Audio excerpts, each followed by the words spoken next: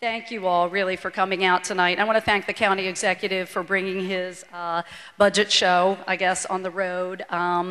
This is the third year in a row that Mr. Baker has done a budget listening session in Council District 1, right here in Laurel, at Laurel High School, and I'm grateful for that. The previous administration did not come to North County very often, so it really is a pleasure to have you out here listening to our wonderful citizens and my constituents about their ideas on the 2014 budget. I want to acknowledge somewhere out there is Mayor Craig Moe. Craig, where are you in the back? Thank you for having us. And Councilwoman Donna Crary. Thank you, Donna, for being here. Are there any other elected officials that I'm missing? Anyone? No? Okay. So welcome again to Council District 1. I think this is a great turnout. It's great to see my constituents and others. A few others have introduced themselves from outside this area, but in Prince George's County. Great showing by UFCW 1994, the library workers.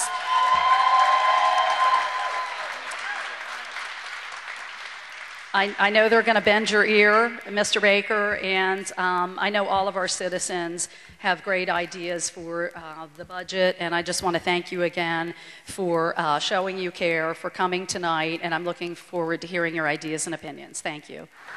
I know that we have a number of speakers here tonight, so what I want to do is keep my comments brief. We're here to listen to you. I will say from the very beginning that it is a very, very difficult budget year for us in Prince George's County. We are at the executive level going through our budget hearings with each and every department. We're having some tough discussions because revenues in the county are flat, and so we're going to have to make some hard decisions. So your comments tonight will weigh a lot on what we do with the limited resources we have in the county. I must say this though, over the past 2.5 years, or a little over 2.5 years that I've been in office, or maybe it just seems about 2.5 years, but it's been a while, we've made some progress in Prince George's County. This year, our homicide numbers in December were down over 30%. Just think about that. Homicides in the county were down 30%. Over last year. As the police chief reminded us today in budget hearings, if you compare other jurisdictions to Prince George's County, across the nation, the homicides were down, but they were down single digits, 7 and 8%. Ours were down double digits. If you look at Prince George's County, for the first time, we led the state in reduction in crime in every category. We were able to, in the past 2 and some odd years, we're able to strike a deal with Prince George's Hospital, University of Maryland Medical System, the state, and the county to build a regional healthcare facility in Prince George's County. And before the end of this year, we will actually have picked a site and gotten a CO in so we can start the process of building this new regional healthcare facility. In the county, we're finally, it was announced a couple of weeks ago that we're going to have the State Department of Housing and Community Development come to Prince George's County. We picked a site in New Carrollton that we're actually going to have for the first time a state agency located in Prince George's County. We've got a better than 50% chance of getting the FBI to actually move out to Prince George's County and bring those jobs here to Prince George's County. Our health, for the first time, our health department has won a number of grants, and we're making progress in reducing health disparities in the county. Our education system is making progress. We certainly wanted to go faster, but we're making progress in our education system. And then one of our signature programs is starting to show progress that will make Prince George's County a leader, not just in the state of Maryland, but in the nation. And that is our Transforming Neighborhoods Initiative, where we're going to focus on revitalizing 6 areas in Prince George's County, that if we turn those areas around, every part of Prince George's County will rise up. So we're making progress. Certainly we could not have done it without the help of the council, certainly my good friend Mary Lehman and her colleagues, our friends in Annapolis, who we'll be calling on, quite honestly. I know a number of your questions will be around transportation and economic development. Quite frankly, if we don't figure out a way how we can get money into our transportation trust fund at the state level, we're all going to be in serious trouble. So we're going to be leaning on our partners at the state level to help us bring resources back here. But so we've got some tough decisions. We want to hear from you. With that, Terry's going to give us a brief overview, and then we'll get started. Are we good? All right. Then. But together we form the county group, and with one voice we support the network of neighborhood libraries in our county, all of our libraries. At last week's hearing, I was joined by members of Friends groups from Accokeek, Baden, and Oxon Hill branches. Tonight we have friends from Laurel and New Carrollton branches, as well as many staff representatives. At last week's hearing, I spoke about the importance of neighborhood libraries and the recent renovations and improvements in those branches that serve the county executive's Transforming Neighborhood Initiative project. Tonight I want to talk about the growing use of libraries across the whole county. In the past 3 years, the number of people entering the libraries has grown by 14,000. The number of public computer sessions is growing 90,000. And the estimated number of reference questions that were asked of librarians will rise 90,000. At the same time that the public is using our libraries more and more, the libraries had to decrease services due to budget cutbacks. For example, the projected number of new print volumes added in fiscal year 2013 is 200,000, 20,000 fewer than 3 years ago. The decrease in service that the public is most aware of is the loss of number of hours that the library branches are open. In fiscal year 2010, the library lost almost 6,000 hours. The number of hours the libraries are open has never changed. Those lost hours have never been restored.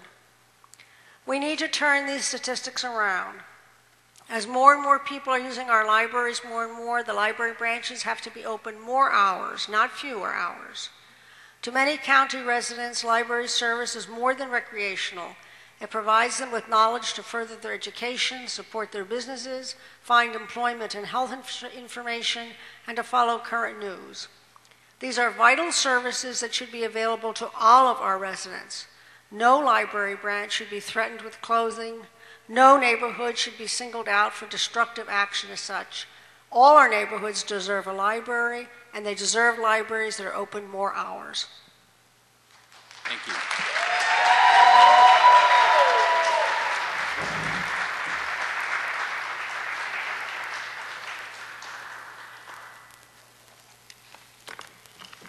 Renee.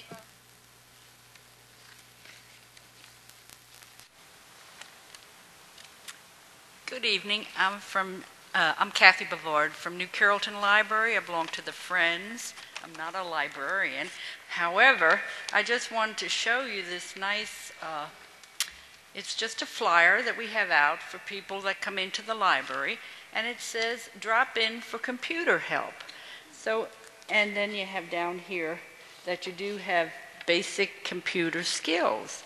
Well, anyway, we received this wonderful compliment, and I just wanted to share it with you. It was a gentleman, a family man, who came in to the New Carrollton Library, and he informed us his job was reinstated. Well, Devlin, who does the, Holland, her name is, she does the teaching at the lab, computer lab. She just thought that was such a wonderful compliment. He had been on suspension for 3 months for lacking in his computer skills, and he returned to work, and he came back to thank us for his computer course that he received at the library. And I just thought, we're in a new world now. Libraries are not just for reading. There's so many resources out there. Then the other thing I wanted to share with you is even NASA. We're in New Carrollton, in the month of February. I don't know if you're familiar with the acronym STEM, S-T-E-M. That's science, technology, engineering, and math. Well, we have these beautiful banners up all about here, there, and everywhere. And I just wanted to share it with you that people come in and read all these things. It's quite a bit of reading, finding out about the galaxies and the wind and all that go on, transpire up there, and gravity, which I didn't even know existed up there. I know it's down here, but they're very interesting. So anyway, I just wanted to share that with you, that the library is being used for so many different things. Thank you. Thank you.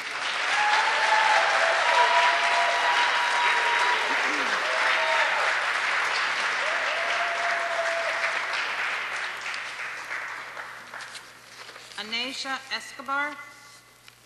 As you plan the county's budget. My name is Anaisa Escobar. I'm a Riverdale resident and a youth leader at Latin American Youth Center, Maryland Multicultural Youth Center, also known as MMYC. Tonight I want to share my story and how my life has improved because of mental health counseling. At 15 years old, I dropped out of high school because I got pregnant. I knew I had to work to take care of my child, but I also knew that education was critical. I started going to night school, and while in night school, I had my second baby. Dealing with work and being a young mother was really hard, and on top of that, I lost my mother when I was 16 years old. I lost my best friend, my main supporter. My world was crushed. I became depressed.